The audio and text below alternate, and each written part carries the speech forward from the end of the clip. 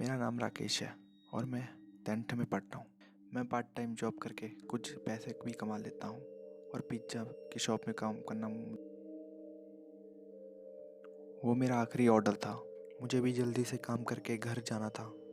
जब मैं वहाँ पहुँचा तो मैंने देखा वो घर बहुत पुराना था और खिड़कियों में कोई लाइट्स भी नहीं जल रही थी।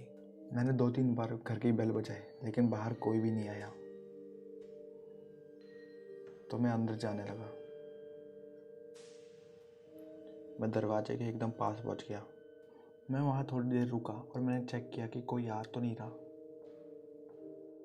मैंने ये भी देखा कि डोर पर कोई लॉक नहीं था, तो मैंने डोर खोला। मैं अंदर गया। अंदर अंधेरा बहुत था और लाइट की स्विच भी नहीं थी, तो मैंने अपना टॉर्च निकाला। मैंने वहाँ पे सामने एक टेबल देखा जिसमें पैसे पड़े थे, तो मैंने वहीं पे अपना पिज्जे का बॉक्स रख दिया और मैंने पैसे उठा लिए।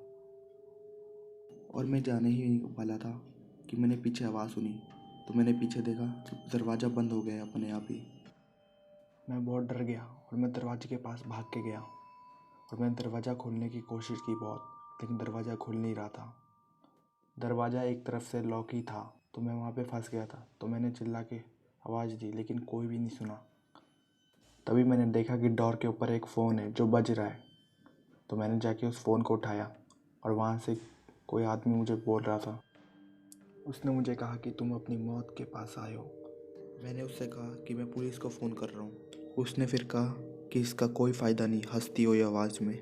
उसकी बात सही थी। मैंने पुलिस को और भी कॉल करने की कोशिश की लेकिन वहाँ पे सिग्नल ही नहीं था।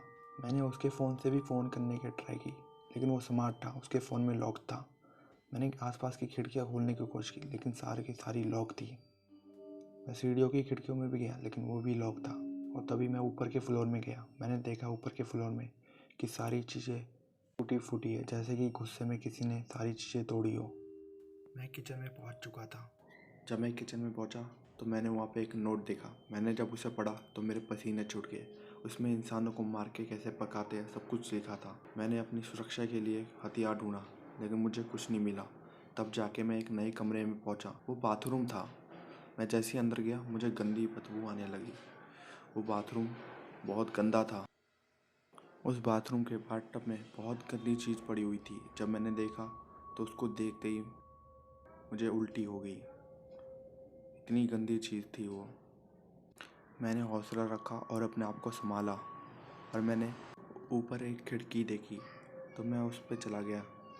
मैं उस खिड़की में बहुत चिल्लाता रहा क्योंकि बाहर लोग थे पर किसी ने भी मेरी आवाज़ नहीं सुनी। तब मैंने घर में किसी के आने की आवाज़ सुनी। वो वही आदमी था जिससे मैंने फ़ोन में बात की थी। मैं बाहर जाके उसको देखने लगा। मैंने देखा उसके हाथ में कुल्हाड़ी है और वो अजीब सी स्माइल कर रहा है और वो अजीब सी स्माइल करके मुझे मारने की बात कह रहा है। वो धीरे धीरे मेरे आगे बढ़ रहा था। मैं अपने कदम पीछे ले रहा था। तभी मैं भाग के एक कमरे में गया जो स्टोर रूम था। मैंने पीछे मुड़ के देखा तो मैंने देखा वो भी मेरे पास आ रहा है। मैंने चीज़ें उठा के उसके ऊपर फेंकने की कोशिश की लेकिन वो हर चीज़ का कोई फ़ायदा नहीं हुआ। वो मेरी इस चीज़ पे बहुत गुस्सा हुआ और वो फिर से स्माइल करके मेरी तरफ आगे बढ़ने लगा। मैं कोने में था और फंस चुका था। वो मुझे मारने ही वाला था और हंस रहा था। मुझे लगा कि आज मेरी मौत आ गई।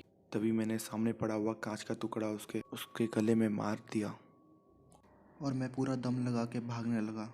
वैसे उस कांच के टुकड़े से उसे इतनी चोट नहीं लगी जिससे वो मर जाए। मैं दरवाजे से बाहर भाग गया और अपनी एक्टिवा के सामने आ गया। मैं एक्टिवा में बैठा, एक्टिवा ऑन किया और सीधा भाग गया। मैंने पुलिस को वहाँ भेजा तो पुलिस ने वहाँ पे छानबीन की। पुलिस को भी वहाँ पे कई सारी अजीब चीज़ें मिली। पुलिस को उसके बैकग्राउंड में बहुत सारे लाशें भी मिली जो बहुत सड़ी हुई और गंदी बदबू मार रही थी। मैं सोचता हूँ कि अगर आज उस समय मैंने उसके गले में कांच मार के नहीं भागा होता तो आज मेरा क्या हाल होता। अगर वीडियो पसंद आई तो लाइक करो और अगर चैनल पर न्यू हो तो सब्सक्राइब करो। इस चैनल पे आपको हॉरर स्टोरी मिलती रहेगी।